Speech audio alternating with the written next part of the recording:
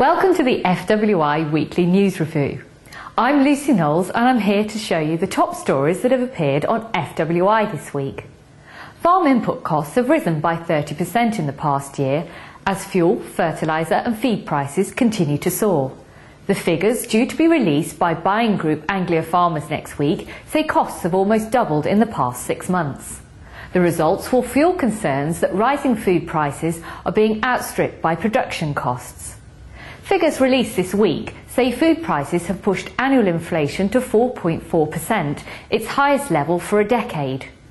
Supermarkets have tried to ease the pressure of rising inflation on their customers by launching a price war. Asda has cut its milk prices to its lowest level since 2001 this weekend. Shoppers will be able to pick up 2 pints of milk for 50p, a saving of nearly 40%. The supermarket is also cutting prices on other core products to 50p over the next few days, including bread, butter, meat and vegetables. Asda says the promotion will not affect farm gate prices. The price cuts follow Tesco's launch of Fresh and Low milk, which it is selling at 10p per litre discount to its standard milk. The world faces its biggest environmental disaster with the development of GM crops, according to the Prince of Wales.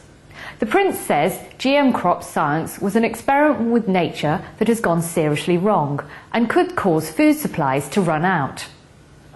In an interview with the Daily Telegraph, he also warns that small farms could fall victim to massive corporations who are taking over food production. What we're talking about is food security, not food production. That's what matters, and that's what people will not understand. And if they think also, by the way, that somehow it's all going to work because they're going to have one form of clever genetic engineering after another, then again count me out, because that will be guaranteed to cause the biggest disaster environmentally of all time. Scientists have hit back at the Prince's claims, saying GM crops were being demonised. You can hear more of the Prince's views and have your say on the issue at fwi.co.uk/CharlesGM. And finally, FWi's resident blogger Tim Ralph has been talking in circles. Crop circles, that is. Now, I found myself getting quite outraged this week. There was a slot on More 4 News about crop circles, and it celebrated them as these wonderful, imaginative and spectacular works of free art, but didn't see fit to put the other side of the story, namely that for every crop circle you see, there's some poor farmer who's had his crop crushed. Now, I don't believe any of this rubbish, frankly. I think that anyone that builds a crop circle is a vandal, and I think that anyone who believes they've been made by little green men from outer space, quite frankly, is a pork pie short of a picnic.